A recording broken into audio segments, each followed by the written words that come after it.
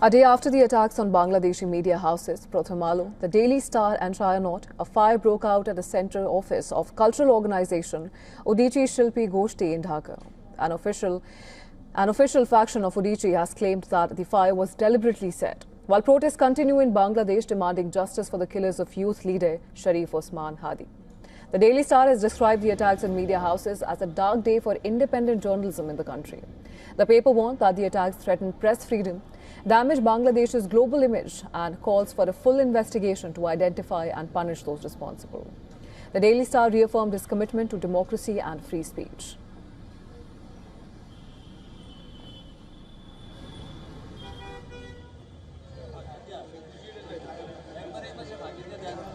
Chayanot said it cannot understand why the organisation was targeted in connection with Osman Hadi's murder. After inspecting the site, Bangladesh's Cultural Affairs Advisor Mustafa Sarwar Farooqi said the incident appears to be part of a conspiracy to derail the election. He said attacking a cultural organisation is not only a criminal act but also runs counter to the spirit of the July mass uprising.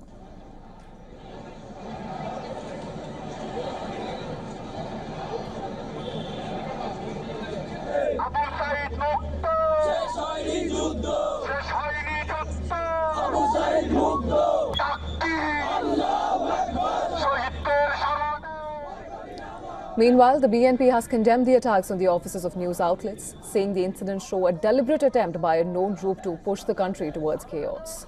Leader Mirza Fakhrul Islam Alamgir said the actions are taking place in full view of the government, adding that public confidence in the authorities' response is low and the government's image is being damaged both at home and abroad. Protesters have been rallying across the country on the third day of chaos in Bangladesh, demanding the arrest of the gunmen who shot and killed Sharif Osman Hadi, a key figure in last year's uprising that ousted Sheikh Hasina.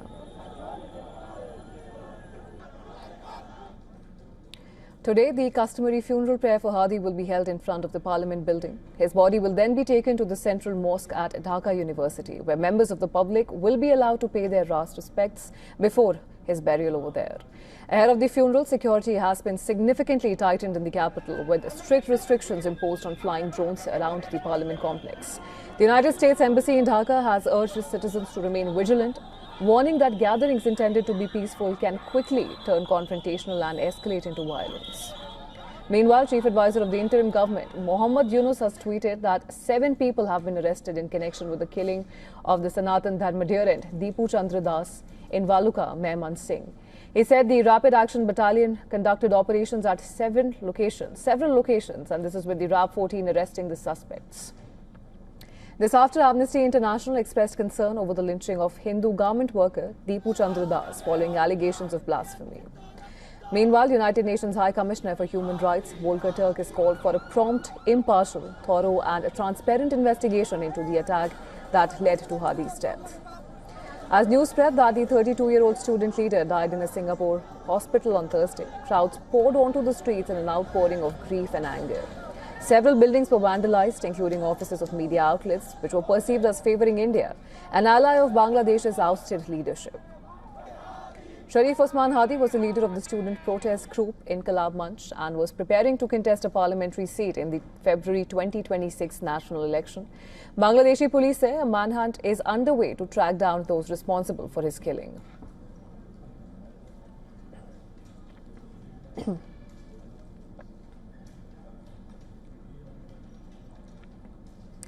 And for more on this, we're now being joined by Shikha Mukherjee. She's a senior journalist. Thank you so much for joining us in the broadcast. Thank you. Bangladesh is witnessing serious unrest ahead of the polls, and tensions have only escalated after the death of Osman Hadi. 2 media houses have been torched, and as we've just learned, a cultural centre has been set ablaze, and most tragically of them all, a Hindu man has been lynched to death.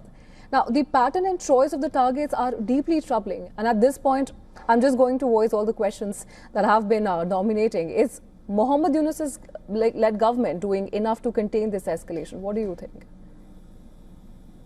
Well, it's interesting. 7 people have been arrested for the lynching of Deepu Chandra Das, but for all the attacks that have taken place against Indian High Commission offices across Bangladesh, uh, the attacks on Prothomalo and Daily Star, both in Dhaka and outside Dhaka, in all of these things, the number of arrests does not seem to match the kind of violence that has occurred. And it seems the Mohammed Yunus government has said that it is taking control of the situation, but how exactly that control is being exercised is a question mark, because what we are seeing is a continuing outbreak of violence. It's only today that for the burial of Usman Hadi, that we are seeing that large contingents of the police as well as the border guard of Bangladesh have been called out to man the streets. Yunus is saying something, but he is not doing the same thing. Right, Ms. Mukherjee, and with the political situation in Dhaka deteriorating and the unabated anti-India rhetoric playing out openly on the streets, many argue that these incidents point to a deliberate attempt to push the country towards chaos. Given that how all of this is unfolding in the full view of the administration, how should we interpret the Yunus government's selective silence? There are two things here. One is, I think we need to delink a few things. One is that there is an anti-India very strong stream of anti-India sentiment within Bangladesh's domestic politics. It has nothing to do really with an attack on India, but in this instance, what we are seeing is that the attacks on, say, the Prothomalo or the banning of the Awami League or whatever is happening in Bangladesh is becoming a kind of further the deployment of India as a rallying point against whatever is happening. And if you look at how the BNP has reacted, because you haven't even taken the name of BNP. Now BNP is still a party which has not been banned from participating in the elections. Look at what the BNP is saying about the incidents that have taken place. They've said that proof that an old and unidentified quarter is deliberately trying to plunge the country into chaos. And this is where the failure of the Mohammed Yunus government lies. The anti-India sentiment, the anti-India rhetoric is a part of Bangladesh's domestic politics. But there is far more to Bangladesh's domestic politics, which Mr. Yunus is not bold enough to address, which is why the anti-India sentiment is being used as a substitute for other things that are going on in Bangladesh. And the reference is very simple. I mean, the fact that Awami League has been banned from participating in the election. How on earth do you exclude a party that has ruled in Bangladesh for all these years? Yunus is not addressing the issue. In fact, he's participating in the issue by including this ban. So there are issues which we cannot see in simplistic terms about what the Yunus government is doing, what it ought to have done, and how it is currently dealing with the situation. Right, Ms. Mukherjee, and having said that, as Bangladesh grapples with this intense political turmoil, less than 2 months ahead of the parliamentary elections scheduled for February 12th. Now, how confident can we be about the integrity of the electoral process to follow after all of this?